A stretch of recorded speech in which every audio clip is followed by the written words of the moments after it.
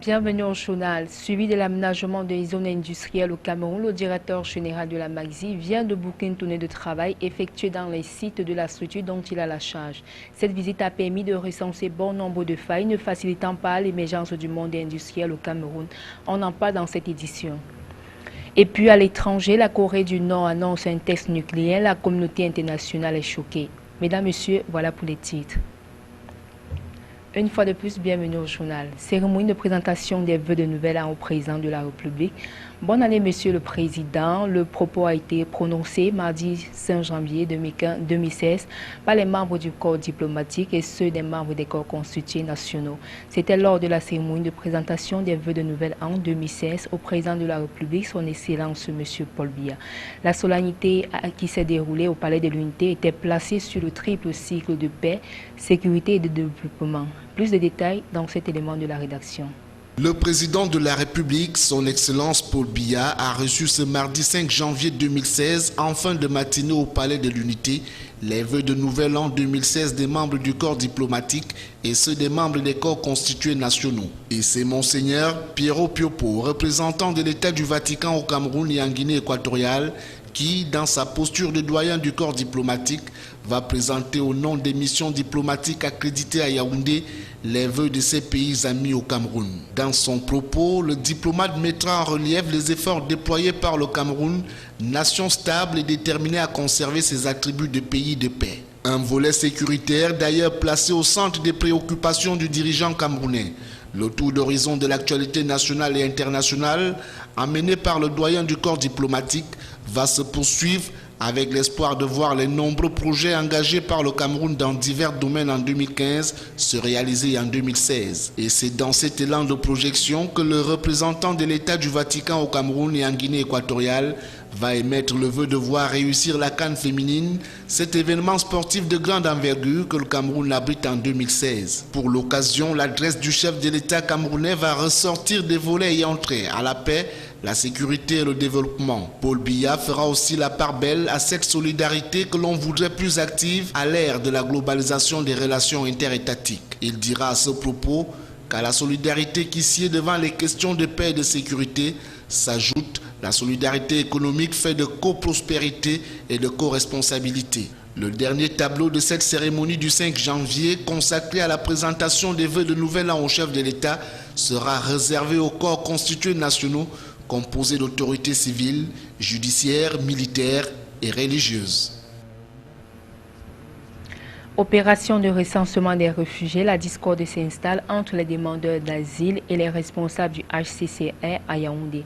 Des ordres et colères se sont invités dans l'opération d'enregistrement et de distribution de la pitance au bénéfice des réfugiés organisée le mardi 5 janvier 2016 par le Haut Commissariat des Nations Unies pour les réfugiés à Yaoundé. Salomon Foy, Joseph Ateba, Eric Tichet. Le centre d'enregistrement des opérations de vérification biométrique des réfugiés ici au quartier Omnisport de Yaoundé a été pris d'assaut dès les premières heures de cette matinée du 5 janvier 2016 par de nombreux réfugiés issus de plusieurs pays africains et dont les contingents centrafricains, nigériens et tchadiens constituaient l'essentiel des rangs. Agglutinés devant le mur du HCR et d'autres assis à main le sol, ils sont venus, hommes, femmes et enfants, abandonnant leurs occupations pour se faire enregistrer relativement à leur statut et recevoir leur pécule à l'initiative du Haut Commissariat des Nations Unies pour les réfugiés, le HCR, avec la participation du Comité international de la Croix-Rouge. Du fait de cet malentendu, né de la difficile gestion de cette marée humaine, le désordre et la colère s'y sont installés, entraînant l'interruption du processus. Ce que je vais passer, c'est juste le respect de l'image des réfugiés, puisque les réfugiés sont d'abord des êtres humains. Si on pense que c'est une communauté de désordre, moi je doute fort, puisque je vois le désordre ne sort pas du côté des réfugiés, mais le désordre c'est au niveau de l'organisation. La tonalité électrique de ces opérations a décidé les responsables du HCR à faire recours aux forces de l'ordre pour tenter de calmer certains esprits surchauffés. Les deux camps se jettent le tort. Le HCR déplore l'indiscipline des réfugiés. Ces derniers réclament le respect et dignité attachés à leur statut et encadrés par des conventions internationales.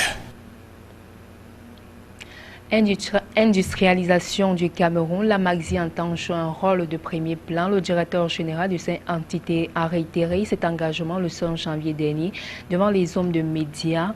Une rencontre qui mettait ainsi un terme à une tournée d'un mois effectuée dans les sites de la Magzi qui reste en proie à de nombreuses difficultés infrastructurelles et conjoncturelles. Marcelin Bondor, Florent Payot, Donna Ayusoa. C'est un manager à la fois serein et parfois perturbé par les difficultés auxquelles les 1320 hectares destinés à l'aménagement industriel à titre locatif qui s'est présenté devant les journalistes pour faire le point d'une récente tournée effectuée sur les différents sites de la Magzi. Si la tournée a permis au directeur général de toucher du doigt les réalités liées à l'installation des industries, il a pu également échanger avec les industriels avant de recenser leurs diverses préoccupations afin de mieux préparer les activités de l'année en cours. Sur les sites Magzi disséminés dans les régions de l'Est, de la Damawa, du littoral et du centre, le dénominateur commun est la récurrence des besoins infrastructurels. Absence de routes bitumées, d'adduction d'eau, d'électricité et parfois d'une sécurité peu assurée. L'autre épine dans la chaussure de la structure semble être l'occupation anarchique des terrains auxquels s'ajoute la mauvaise perception des missions de la Magzi dans l'imagerie populaire. Pour essayer d'inverser cette tendance, une rencontre ouverte s'est tenue avec notamment les entreprises et les populations installées sur le site de Yaoundé Sud, dans les quartiers Vanessam.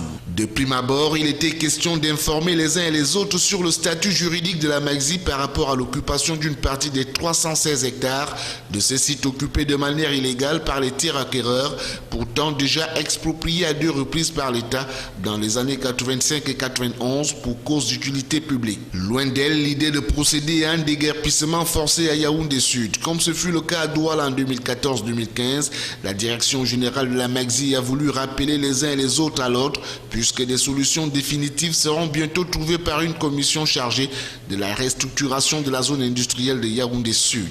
À terme, il s'agira d'aménager les zones dites libres encore inoccupées par les industries, de caser dans les zones moyennement peuplées les entreprises non polluantes et les populations déjà installées et ensuite maintenir dans les sites densément peuplés les habitations contre soumission à un cahier de charges devant conduire à terme à l'obtention par ses occupants d'un morcellement ou alors d'un bail temporaire. Cet ensemble de mesures globalement saluées par les occupants présents augure des lendemains qui chantent, car la cerise sur le gâteau, c'est l'annonce de la disponibilité d'une nouvelle zone industrielle Magzi dans la localité de Mbankomo. Sport football, Coupe du monde féminine Géorgie 2016, le nouveau préparateur physique et psychologique recruté par la Fédération camerounaise de football a bel et bien des missions précises. Il s'agit entre autres de mettre sur pied un système de détection des performances physiques des jeunes footballeuses et bien évidemment chez les jeunes footballeurs. Mathieu Desgranges sera également présent lors des phases finales des différentes compétitions féminines et masculines. Le récit de Michel Ateba. Invité par la FECAFOOT, le technicien suisse va devoir non seulement rallonger son séjour, mais est appelé à travailler d'abord avec toutes les sélections féminines de football du Cameroun, ensuite masculines. Après une séance avec les Lions à Fayon à Yaoundé, c'était le tour des moins de 17 ans de bénéficier de son expertise lundi à Douala. On va apprécier les aspects de vitesse, de puissance et d'endurance. Et enfin, pour terminer, on va les mettre en situation de match avec pareil un ensemble de systèmes GPS qui permettront de mesurer en fait leur activité, leur mouvement en situation de jeu. Munis d'un matériel hyper sophistiqué, ces séances de travail se transforment en un vaste champ d'expérimentation, comme ici avec les moins de 17 ans. C'est des cellules photoélectriques qui permettent de prendre le temps au centième de seconde. Parce que ce qu'il faut savoir, c'est que quand on prend un temps avec une simple montre, un simple chrono, on a une perte de moins 24 centièmes. Et sur des distances comme sur 10 mètres, 20 mètres, 30 mètres, c'est beaucoup trop pour pouvoir apprécier précisément les qualités de vitesse. Donc d'où l'importance d'avoir ce matériel-là pour être précis dans la mesure. Mathieu Desgranges est expert en préparation physique et psychologique. Sa présence au Cameroun s'inscrit selon les autorités fédérales dans le cadre de la préparation de la Coupe du monde 2016 au Cameroun. L'objectif est clair, j'ai parlé de ce qui se met en place avec le président, avec la fédération, c'est de globaliser tout ce travail d'évaluation, avec les filles dans un premier temps, les garçons certainement par après. Donc c'est possible que, même c'est dans l'objectif en tout cas, c'est pas une évaluation isolée. L'expert suisse va aider la direction technique nationale dans la prise des paramètres anthropométriques d'un échantillon de 100 filles susceptibles de faire partie de la sélection nationale qui va disputer la CAN féminine en 2016 et la Coupe du monde féminine Géorgie 2016 en cas de qualification des moins de 17 ans. Le résumé de l'actualité internationale, c'est avec nos confrères de l'AFP. Washington promet une réponse, Séoul condamne fortement. La communauté internationale dans son ensemble est choquée. La Corée du Nord a annoncé avoir fait exploser avec succès une bombe à hydrogène, aussi appelée bombe thermonucléaire. S'il était confirmé, il s'agirait du 4e test nucléaire mené depuis 2006 par Pyongyang. La Corée du Sud et le Japon voisin dénoncent une violation flagrante des résolutions du Conseil de sécurité de l'ONU, imitée par Londres et Paris, tandis que le Conseil de sécurité a décidé de se réunir d'urgence à New York ce mercredi. Barack Obama a décidé à passer à l'offensive sur la réduction des armes à feu aux États-Unis. Devant l'opposition du Congrès, le président américain va passer par décret des mesures pour limiter les achats d'armes, avec notamment la vérification des antécédents psychiatriques des acheteurs. Barack Obama ému aux larmes à l'évocation des enfants morts à l'école Sandy Hook en 2013. Un an après la tuerie qui a ensanglanté sa rédaction, Charlie Hebdo sort un numéro spécial avec en une un dieu barbu armé d'une kalachnikov et à l'habit ensanglanté. Ce numéro, tiré 1 million d'exemplaires, a déjà déplu, notamment au Vatican. Après une saison marquée par les attentats et aussi une météo trop clémente, les soldes débutent ce mercredi dans un climat pour le moins incertain. Toutes les ventes ont reculé, les Français désertant les lieux bondés. L'enjeu, notamment pour le secteur du textile, est d'autant plus crucial cet hiver. Quentin Tarantino a figé dans le ciment ses empreintes de mains et de pieds qui ornent désormais le trottoir devant le mythique Chinese Theatre à Hollywood.